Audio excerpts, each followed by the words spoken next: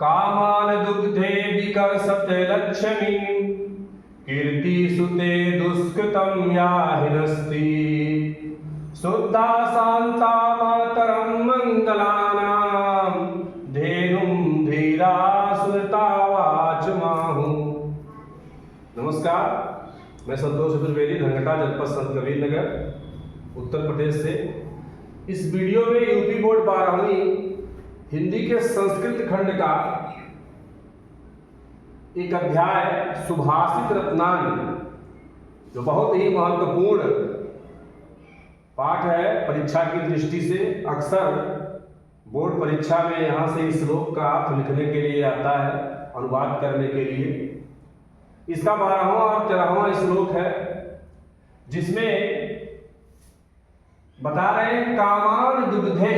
सबसे पहले हम आपको एक एक का माने बता दे रहे हैं। कामना माने होता है इच्छा, कामना माने होता है इच्छा।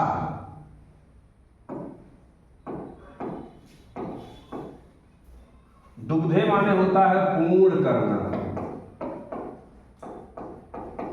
और विकर्षति, अब देखिए, आकर्षति माने होता है खींचना और विकर्षति माने होता है दूर करना। और लक्ष्मी माने जानते ही हो, धन दौलत की देवी। कीर्ति, कीर्ति माने होता है यश।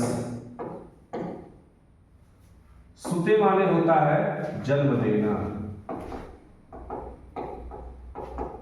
और दुष्कृतम माने होता है पाप।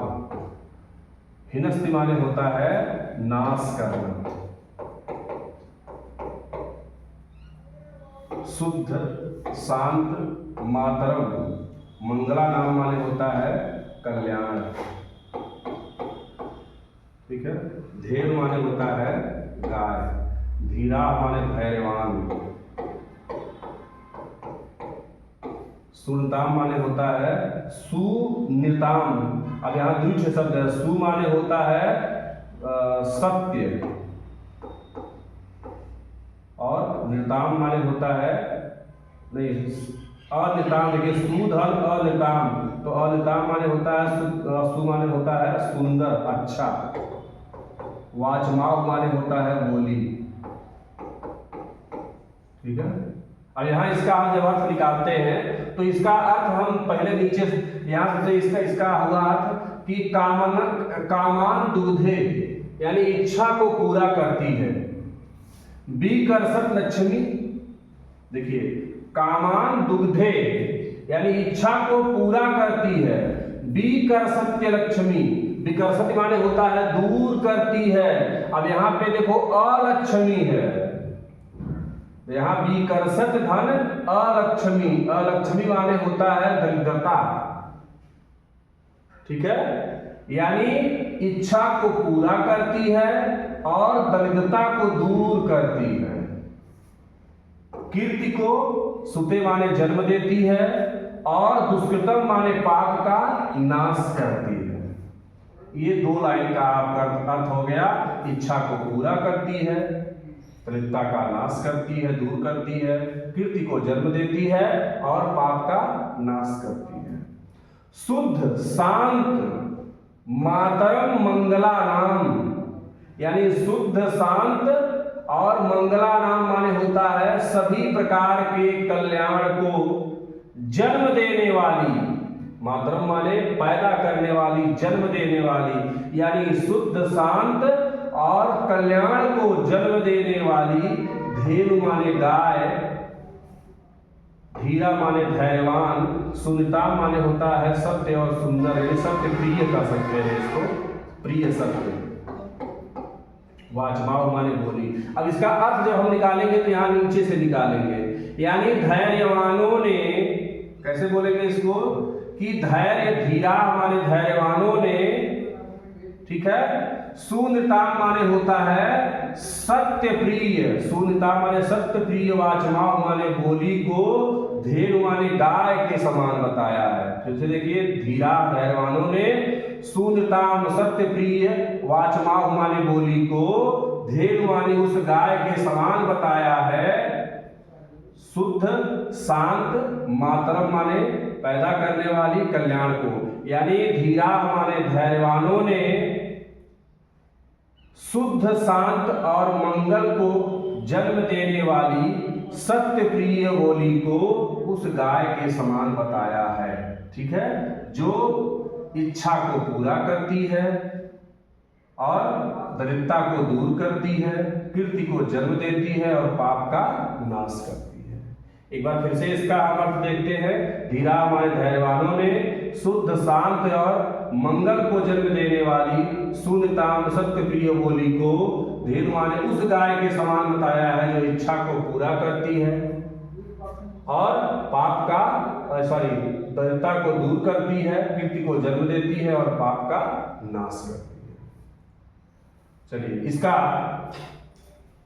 13वां श्लोक है।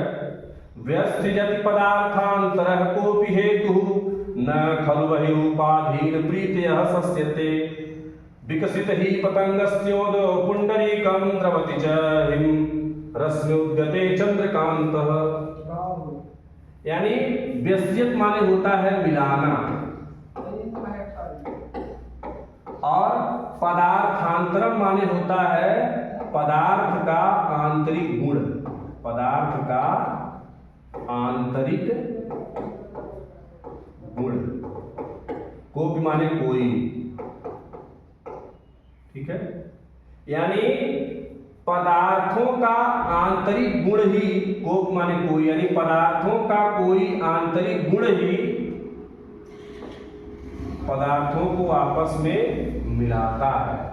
यानी पदार्थांतरम यानी पदार्थों का कोई आंतरिक गुण ही, कोप माने कोई भी, यानी पदार्थों का कोई आंतरिक गुण ही पदार्थों को व्यक्तिगत करता है, एक दूसरे में मिला देता है। चीनी पानी का गुण होता है कि ये दोनों आपस में घुल जाते हैं, लेकिन कभी भी लकड़ी का बुरादा और पानी एक दूसरे में नहीं घुलता है। तो पदार्थों का आंतरिक कोई गुण ही उसे आपस में मिलाता है। और खल माने होता है निश्चय ही, ठीक है, प्रीतय माने होता है प्रेम, बहिरूपाधीन माने होता है बाहरी रूपों पर, बाहरी रूपों पर आधीन, आश्रित, आधीन, यानी निश्चय ही प्रीतय माने प्रेम, बाहरी रूपों पर सस्यन्ते माने होता है आश्रित होना, आश्रित होना, यानी निश्चय ही, खल माने निश्चय ही, प्रीतय माने प्रेम, यानी निश्चय ही प्रीतय माने प्रेम, बहिरूपाधीन यानी बाहरी रूपों पर सस्यन्ते न का प्रयोग यहाँ होगा, यानी आश्रित नहीं होता है। यानी केवल बाहरी रूप पर प्रेम आश्रित नहीं होता है, जब तक हृदय से हृदय नहीं मिलता है तब तक वह प्रेम सच्चा प्रेम नहीं होता है। तो यहाँ खल माने निश्चय ही, प्रीतय माने प्रेम, बहिरूपाधीन यानी बाहरी रूपों पर आश्रित नहीं होता है। और यहाँ देखिए विकसित माने खिलता है, पतंगस्य उदय माने होता है, पतंग माने होता है सूर्य के, उदय माने होता है उगने से, यानी सूर्य के उगने से, पुंडरीक माने कमल, विकसित माने खिलता है, पतंगस्य उदय। जबकि देखिए सूर्य गर्म होता है, लेकिन गर्म होने के बाद भी पुंडरीक माने कमल जो है वह खिल जाता है। और द्रवति माने पिघलता है, चय माने और पिघलता है। हिम रश्मोद्गते, हिम माने ठंडी, रश्म माने किरणों के, किरणों वाले के।